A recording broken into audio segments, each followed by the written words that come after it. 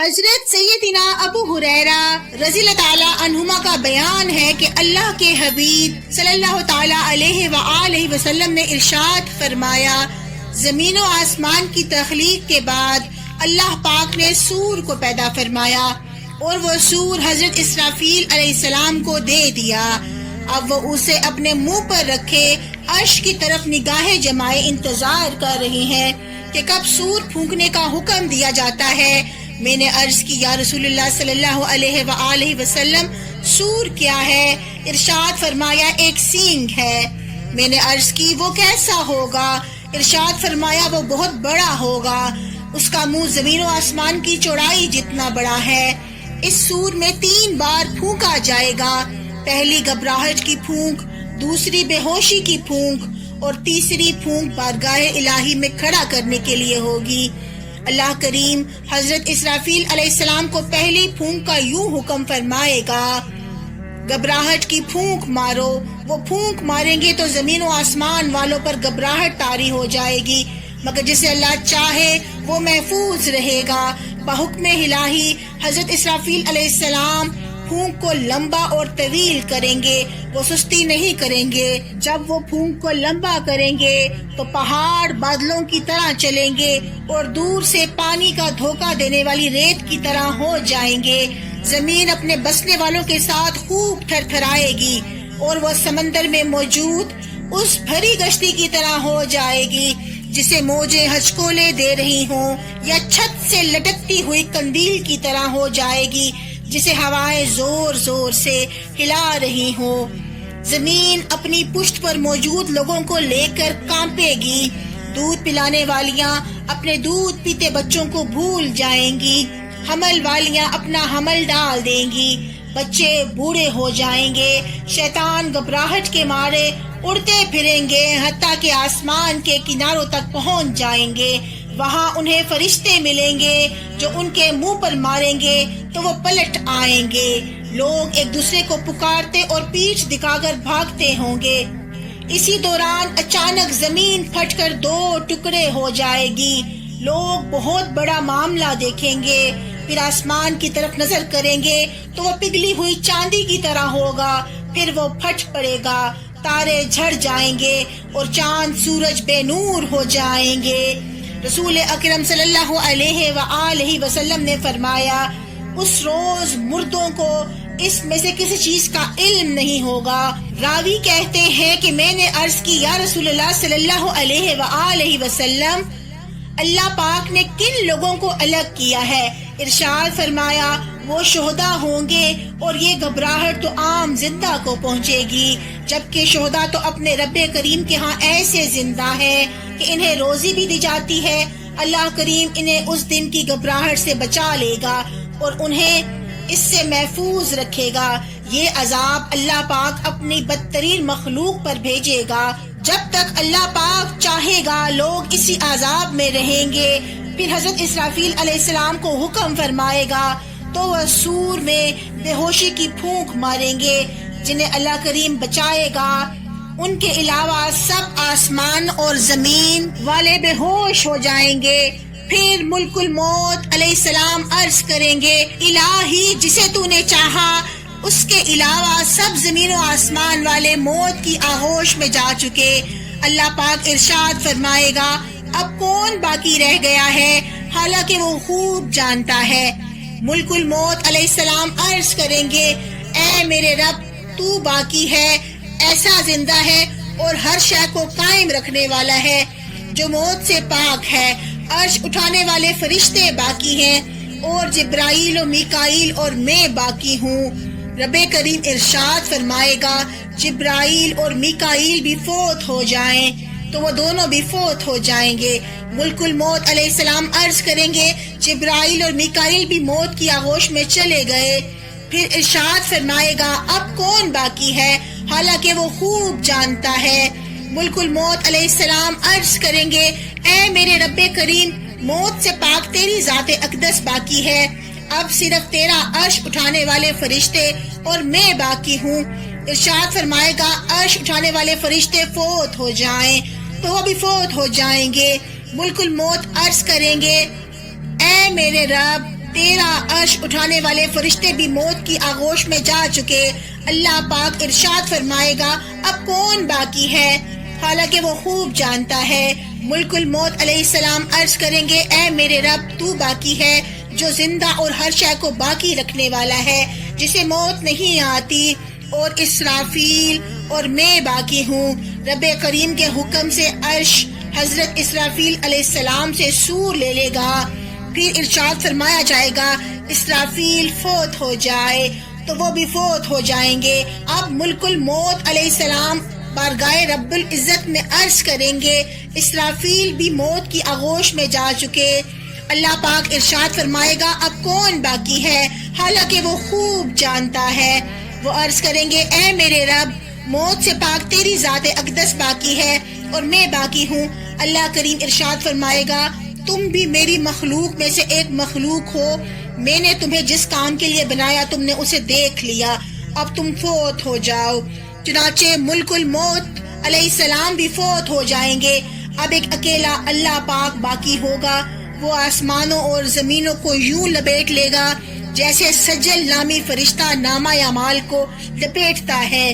پھر 3 بار ارشاد فرمائے گا ترجمہ آج کس کی بادشاہی ہے، میں جبار ہوں، آج کس کی بادشاہی ہے، کوئی جواب دینے والا باقی نہ ہوگا۔ پھر خود اپنے لیے ارشاد فرمائے گا ترجمہ ایک اللہ کی بادشاہی ہے جو سب پر غالب ہے۔ پھر رب کریم اس زمین کو دوسری زمین سے اور آسمانوں کو بدل دے گا اور زمین کو ایسے پھیلا دے گا جیسے تم میں سے اونچا نیچا ٹیڑھا میڑا کوئی چیز نہیں دیکھو گے، یعنی کہ زمین سیدھی ہو جائے گی۔ پھر اللہ پاک تمام مخلوق کو ایک بار زجر کرے یعنی ڈانٹے گا تو مخلوق اس بدلی ہوئی زمین پر اس طرح آ جائے گی جیسے وہ پہلے والی زمین پر تھی۔ جو پہلی زمین میں دفن تھا وہ اس میں بھی دفن ہی رہے گا، اور جو باہر تھا وہ اس پر بھی باہر ہی رہے گا۔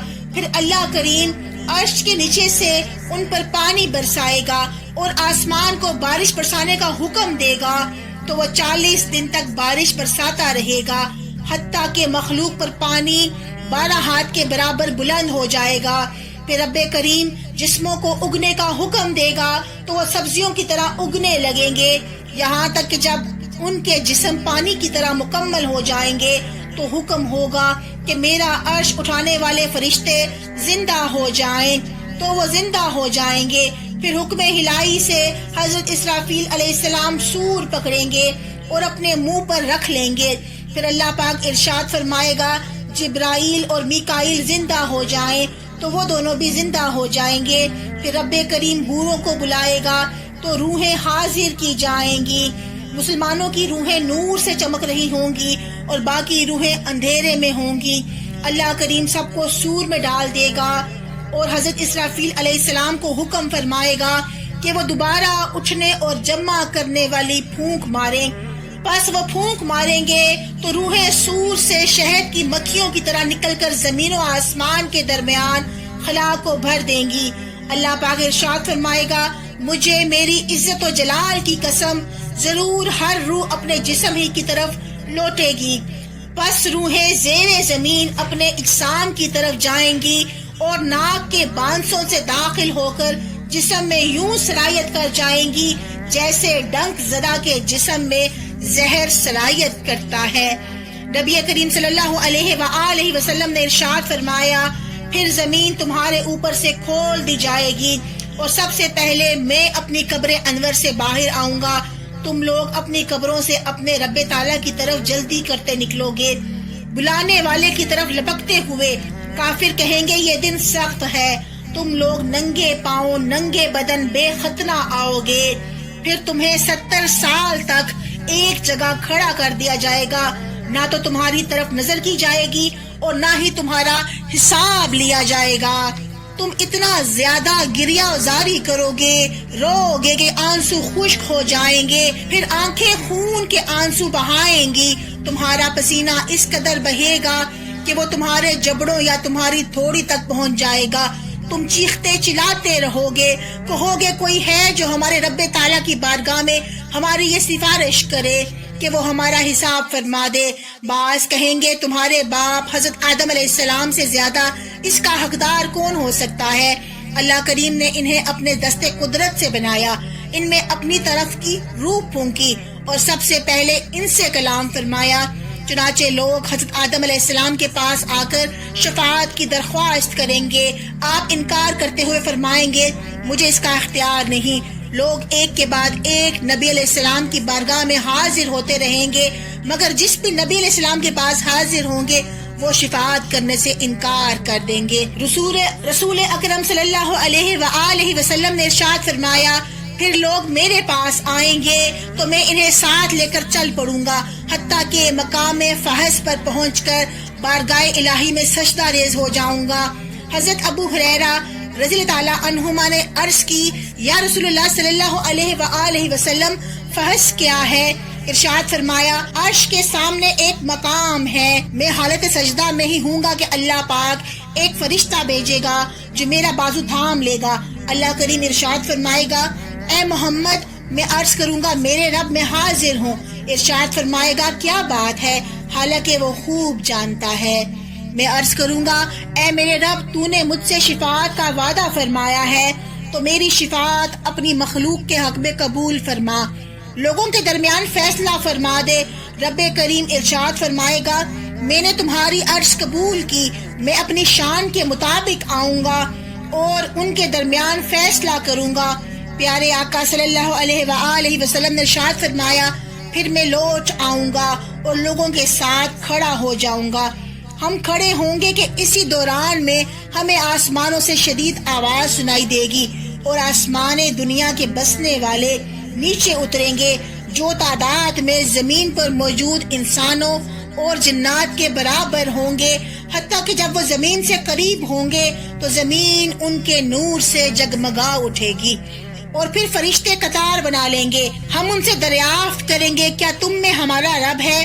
وہ کہیں گے نہیں، وہ اپنی شان کے مطابق تجلی فرمائے گا۔ پھر ہر آسمان والے پہلے سے دگنی تعداد میں اتریں گے، پھر رب کریم چھائے ہوئے بادلوں میں نظر آئے گا اور فرشتے اتریں گے۔ اس روز عرش کو 8 فرشتے اٹھائے ہوئے ہوں گے، جبکہ آج 4 فرشتوں نے اٹھا رکھا ہے۔ ان فرشتوں کے قدم نچلی زمین کی تہہ پر ہوں گے، زمین و آسمان ان کی کمر پر اور عرش ان کے کاندھوں پر ہوگا۔ ان کی تسبیح کی آواز گونج رہی ہوگی اور وہ تسبیح کچھ اس طرح سے پڑھ رہے ہوں گے۔ ترجمہ، اللہ پاک ہے، عظمت و عزت والا ہے، پاک ہے، اقتدار والا ہے، بادشاہت والا ہے، پاک ہے وہ زندہ جسے موت نہیں آئے گی، پاک ہے وہ جو مخلوق کو موت دیتا ہے، اسے موت نہیں آنی، ہر نقص و عیب سے بالکل پاک ہے۔ پاکی ہے ہمارے بلند و برتر رب کے لیے جو فرشتوں اور جبرائیل امین کا رب ہے، پاک ہے ہمارے بلند و برتر رب کے لیے جو مخلوق کو پیدا کرتا ہے اور اسے موت نہیں آئے گی۔ پھر اللہ پاک اپنی زمین پر جہاں چاہے گا اپنی کرسی رکھے گا، وہی جانتا ہے کہ وہ کیسی کرسی ہے، اور ارشاد فرمائے گا، اے جنوں اور انسانوں کے گروہ، میں نے جب سے تمہیں پیدا کیا اس دن سے آج تک تم سے باس پرس نہیں کی، تمہاری گفتگو بھی سنتا تھا اور تمہارے اعمال بھی دیکھتا تھا۔ آج تم میرے حضور خاموش رہو، یہ تمہارے اعمال نامے ہیں جو تمہارے سامنے پڑھے جائیں گے، تو جو اس میں بھلائی پائے تو رب کریم کا شکر ادا کرے، اور جو اس کے سوا کچھ پائے تو وہ خود ہی ملامت کرے گا۔ اللہ کریم جن و انس کے علاوہ تمام مخلوق کے درمیان فیصلہ فرما دے گا، وحشی جانوروں اور چپائیوں کے درمیان فیصلہ کیا جائے گا، یہاں تک کہ بے سینگ کی بکری کو سینگ والی بکری سے بدلہ دلایا جائے گا۔ جب جانوروں کا حساب ہو جائے گا اور کسی کا بدلہ دوسرے پر باقی نہ رہے گا تو رب کریم ان سے ارشاد فرمائے گا، مٹی ہو جاؤ۔